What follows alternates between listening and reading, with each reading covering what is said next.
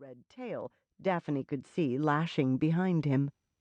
All in all, he constituted the most amazing thing she had seen in a pretty amazing few days since her return to New York. "I'd rather acquire a root beer," he grumbled. "Doesn't anyone drink root beer anymore?" "Sure." Daphne stared at his face, finally noticing the little silver ring that pierced the end of his nose. It flapped a bit while he talked, making her grin. Seriously, the last couple of days were blowing her mind. In a good way. Hadn't she been longing for something interesting to happen lately? Right before Danice had called to announce her engagement and add to the chorus urging her to move back to New York from her most recent home in Pennsylvania. I mean, I don't know if anyone at this table does, but I assume that there are people who do. "Swamp rats." Daphne grinned. In addition to his entertaining looks, this little guy had quite a way with expletives.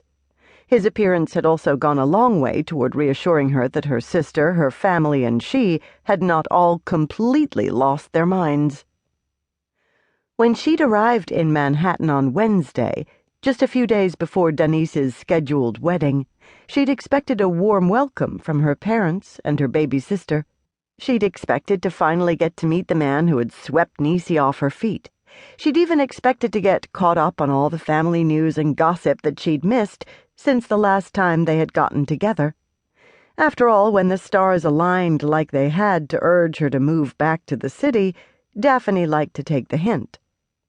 What she hadn't expected had been the news that the Carters' mixed-race family was about to become mixed species, because her baby sister's fiancé was not quite, well, human.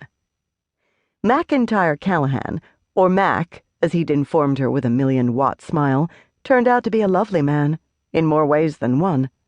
He had the fair good looks of a Hollywood dreamboat, and the body of a leanly muscled action star.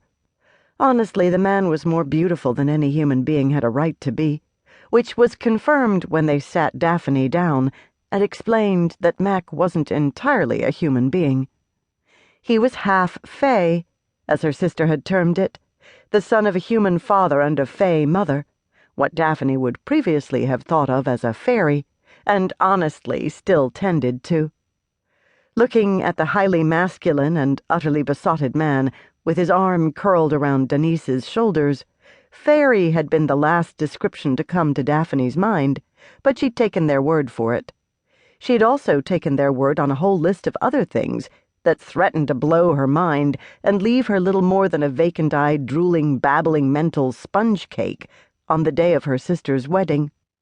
Having expected the mild adventure of an introduction to Mac's family and close friends, instead, she'd received an introduction to the world of the others.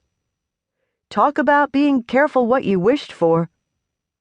That was what Mac and Niecy called them. The others. It meant, as Daphne soon learned, the collection of non-human beings who lived and worked in the midst of human society.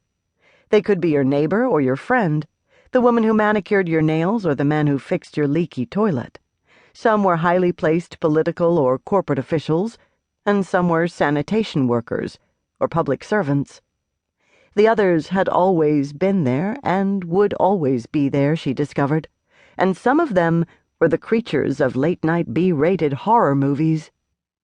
Missy, Danice's quiet, kindergarten-teaching friend with the sweet face and soft manner, had married a werewolf last year, Niecy revealed. Missy had even given birth to a werewolf baby, who had not been born with fur, Daphne had been assured. Reggie, one of Niecy's other friends, had not only married a vampire, but she'd allowed herself to be turned into a vampire as well. And those revelations had been only the tip of the iceberg. For 3 days, Daphne's head had been spinning as she tried to take in the fact that everything she'd ever thought was true about the world around her was really only a veneer of truth. Underneath the glossy everyday surface moved an entirely new and unfamiliar world into which she'd just received a second-hand invitation. It was enough to blow a girl's mind. Daphne's mind, however, wasn't blown.